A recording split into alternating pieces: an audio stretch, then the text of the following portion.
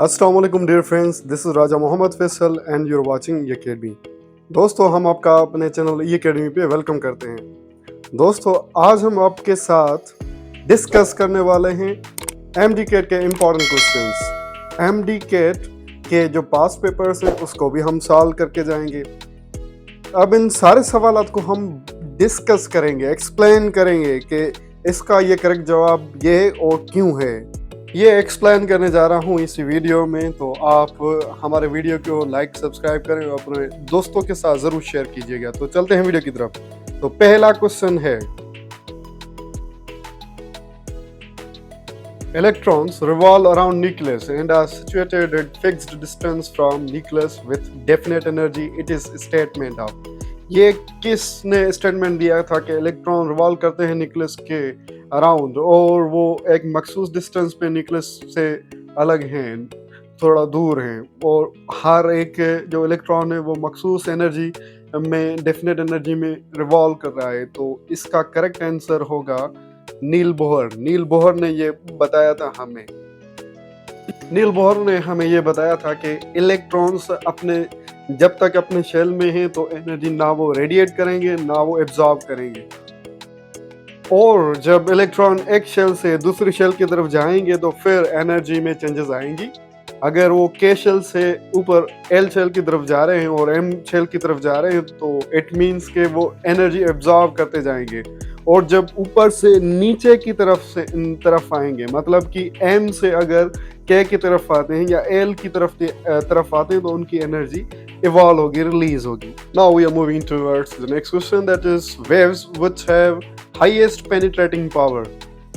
उन वेव्स या उन रेडिएशंस को हम क्या कहते हैं जिसको हाईएस्ट पेनिट्रेटिंग पावर है, मतलब कि किसी भी सबस्टेंस में, मटेरियल में पेनिट्रेट यानी कि दाखिल होने की सलाहियत सबसे ज़्यादा है। तो इसका करेक्ट आंसर होगा गामा रेज। गामा रेज को सबसे ज़्यादा सलाहियत है पेनिट्रेशन पावर की। जबकि अगर क्वेश्चन में यह भी आ सकता है कि सबसे आयनाइजेशन पावर किसका ज़्यादा है, तो ये आप याद रख लें, अल्फा पार्टिकल का आयनाइजेशन पावर सबसे ज़्यादा है।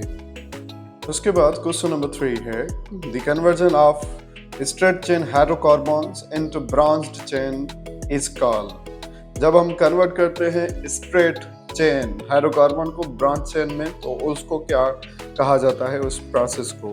तो आपको बताऊं कि इस प्रोसेस को दो नाम दिए गए हैं। बेसिकली आइसोमराइजेशन भी इसे कहते हैं, और उसका एक्चुअल नेम है, इसे हम कहते हैं रिफॉर्मिंग ऑफ पेट्रोलियम प्रोडक्ट्स। इसको कन्वर्ट करते हैं हम ताकि पेट्रोल की जो क्वालिटी है, ऑक्टेन नंबर, उसको इम्प्रूव किया जा सके, उसे हम रिफॉर्मिंग कहते हैं। Now moving towards the question number 4, the petrol is a mixture of। Petrol किन किस्म के अल्केन्स का मिक्सचर है। अल्केन्स वो होते हैं जिसमें कार्बन कार्बन सिंगल बॉन्ड होते हों। तो petrol is a mixture of hexane and heptane. This is the correct answer of this question number 4। Dear friends, follow us for more updates.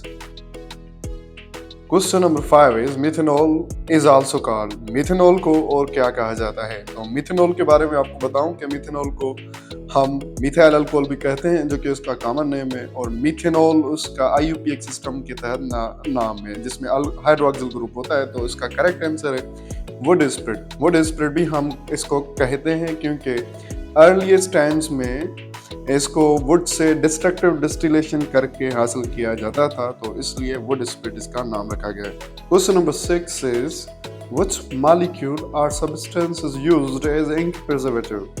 तो कौन सा सब्सटेंस या मॉलिक्यूल इंक को preserve रखने के लिए काम आता है, इंक को महफूज बनाने के लिए काम आता है। तो इसका करेक्ट आंसर है फिनोल, या फिर आइसोप्रोपाइल अल्कोहल भी हम यूज करते हैं ताकि इंक को प्रिजर्व किया जा सके। तो this is the answer, phenol. और आपको बताऊं कि फिनोल को हम फिनोलिक एसिड भी कहते हैं या फिर कार्बोलिक एसिड भी कहते हैं। तो दोस्तों, ये इंतहाई इंपॉर्टेंट क्वेश्चंस हैं, आप इनको नोट करते जाएं अपने नोटबुक में, क्योंकि ये आपको हेल्प करेंगे एग्जाम में। एमडी कैट के जो एग्जाम है उसमें काफ़ी सारी हेल्प कर सकते हैं। ये हम सिर्फ एक सवाल को हल नहीं कर रहे हैं, उसके साथ साथ जो भी क्वेश्चंस रिलेटेड एमडी कैट में आ सकते हैं, हम उन सारे के सारे क्वेश्चन को डिस्कस करें। तो इसलिए अपना नोटबुक उठा लें और इनको नोट करते जाएं। Thank you. So question number 7 is the positive charged oxygen bound with 3 atoms, a group of atoms is called. Positive oxygen हो यानी कि कैटायनिक फॉर्म में और उसके साथ 3 अदर एटम्स बॉन्डेड हो with the help of covalent bonding, तो उसे हम क्या कहते हैं? तो दोस्तों आप याद कर लें कि इसे हम कहते हैं ऑक्सोनियम आयन। ऑक्सोनियम में ऑक्सीजन पॉजिटिव होती है और उसके अलावा ये 3 अदर एटम्स के साथ बॉन्डेड होती है। तो आप ये भी याद रखना, इसका एग्जांपल हाइड्रोनियम आयन है और उसके अलावा बहुत सारे और भी हैं। ये आपके सामने एक एग्जांपल पेश कर रहे हैं हाइड्रोनियम आयन का, जिसमें ऑक्सीजन आप देख सकते हैं कि पॉजिटिव है और उसके अलावा इसके साथ 3 अदर हाइड्रोजन के एटम्स अटैच्ड हैं। और एक और एग्जांपल देख लें आप, जिसमें आप देख सकते हैं कि ऑक्सीजन पॉजिटिव है और उसके साथ 3 अल्काइल रेडिकल्स लगे हुए हैं। तो हम मूव करते हैं क्वेश्चन नंबर 8 की तरफ। Diffusion of a gas is inversely proportional to the square root of density at constant temperature and pressure. तो ये किस लॉ की डेफिनेशन है ये आपको बताना है। तो ये बहुत ही सिंपल क्वेश्चन है, तो इसका करेक्ट आंसर है grams law of diffusion. Grams law of diffusion is the correct answer of this question. तो डियर फ्रेंड्स, इसमें हमने ये भी पढ़ा है कि जो गैसेस लाइट होती हैं वो जल्दी डिफ्यूज हो जाती हैं और जो हैवी होती हैं उसको time. Question number 9 is it is used in TVs and computer screens. Computer screen और टीवी स्क्रीन में कौन सी मैटर की स्टेट यूज की जाती है? तो इसका करेक्ट आंसर है प्लाज्मा। प्लाज्मा यूज की जाती है टीवी स्क्रीन्स और कंप्यूटर स्क्रीन्स में। ये एक मैटर की स्टेट है। 10 है जो कि इंपॉर्टेंट क्वेश्चन है। Question number 10, free falling drops of water are spherical due to.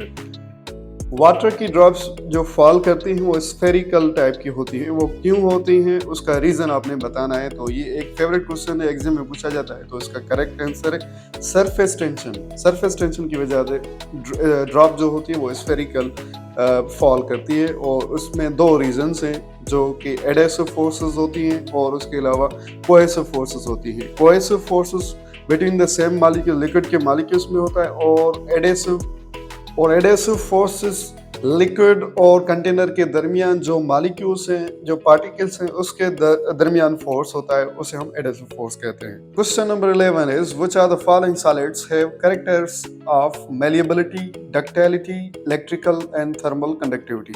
तो कौन से सॉलिड के पास ये सारी प्रॉपर्टीज होती हैं? तो मैं 1 बाय 1 आपको ये बताता चलूँ कि मैलिएबिलिटी होती है जिसमें हम मेटल्स को कन्वर्ट कर सके शीट्स में, मोल्ड करके शीट्स में कन्वर्ट कर सकें, और डक्टाइल यानी कि उसको हम वायर्स में कन्वर्ट कर सकते हैं, और उसको प्रॉपर्टी थर्मल और कंडक्टिविटी होती है। तो वो मेटेलिक सॉलिड्स हैं जिसको थर्मल, कंडक्टिविटी और ये सारी प्रॉपर्टीज होती हैं। उसके बाद क्वेश्चन नंबर 12 है what happens to Kc when a catalyst is added to chemical system at equilibrium. Equilibrium में अगर हम एक कैटलिस्ट का यूज करते हैं तो Kc पे क्या इफेक्ट पड़ेगा? तो ये इसका करेक्ट आंसर होगा कि इस पे कोई भी सिग्निफिकेंट इफेक्ट नहीं होगा। इट बिकम्स 0 और नो इफेक्ट। तो question number 13 is outer body of a dry cell is made of. Outer body dry cell की किससे बनी हुई होती है?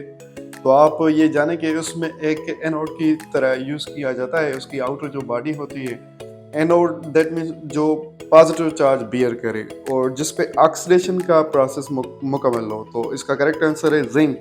जिंक उसमें यूज की जाती है एज ए एनोड और आउटर बॉडी होती है। Question number 14 is process occurs at anode. Anode पे जो प्रोसेस होता है उसे हम क्या कहते हैं? ये अभी हमने डिस्कस किया कि एनोड पे ऑक्सीडेशन होती है और ऑक्सीडेशन उस प्रोसेस को कहते हैं जिसमें इलेक्ट्रॉन्स रिलीज या फिर रिमूव हो जाएं, उसे हम ऑक्सीडेशन कहते हैं। या फिर रिएक्शन विथ ऑक्सीजन, उसे भी हम ऑक्सीडेशन कहते हैं। रिडक्शन इसके ऑपोजिट प्रोसेस है जिसमें इलेक्ट्रॉन गेन होते हैं और रिडक्शन एक कैथोड पे आकर होती है, यानी कि एक कैथोड पे रिडक्शन होती है और ऑक्सीडेशन एनोड पे होती है।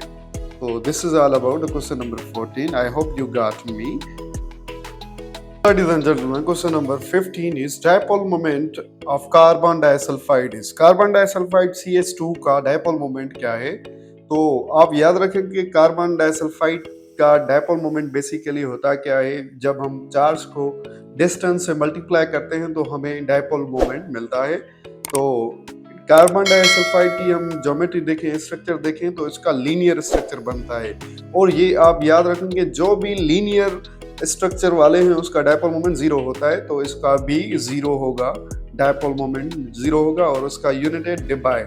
डेबाय डायपोल मोमेंट का यूनिट है जो कि इक्वल होता है 1 debye is equal to coulomb into metre. तो दोस्तों ये आप नोट कर लें, अपना नोटबुक उठा लें, ये सारी पॉइंट्स नोट करते जाएं।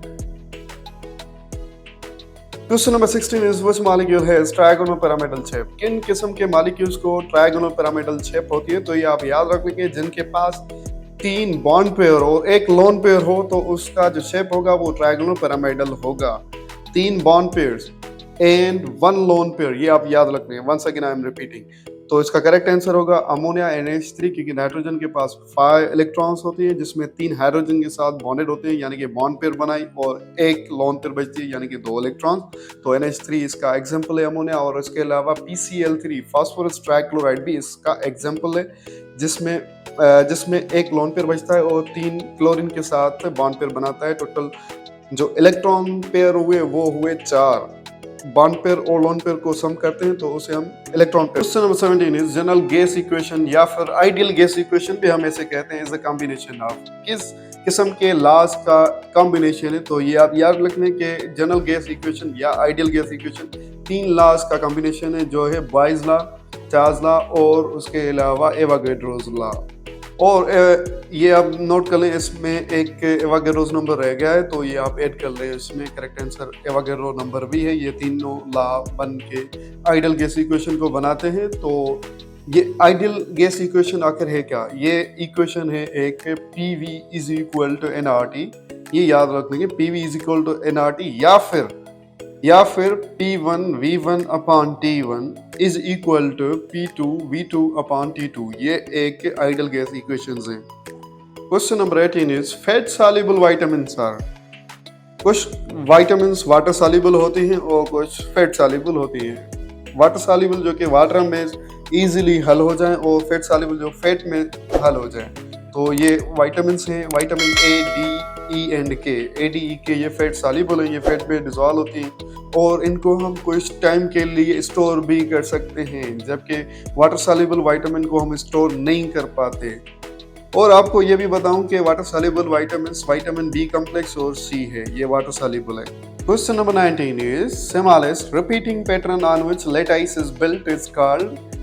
तो स्मॉलेस्ट रिपीटिंग पैटर्न जिस पे लैटिस बना हुआ होता है तो इसे हम कहते हैं यूनिट सेल। यूनिट सेल इसका करेक्ट है। Question number 20 is percentage of oxygen in water is. Water में ऑक्सीजन कितना % मौजूद है, ये सवाल है। तो ये हम किस तरह से मालूम कर सकते हैं दोस्तों, आपको ये बताता चलूं कि जब हम उसके मास को, ऑक्सीजन का H2O इसका केमिकल फार्मूला है पानी का, उसमें ऑक्सीजन एक एटम में उसका मास होगा 16, उसे हम टोटल मॉलिक्यूलर मास से डिवाइड करेंगे जो कि पानी का बनता है 18 ग्राम्स। उसके बाद 16/18 को मल्टीप्लाई करेंगे 100 के साथ, तो हमें परसेंटेज मिल जाएगी इसमें ऑक्सीजन जो कि है 88.88%।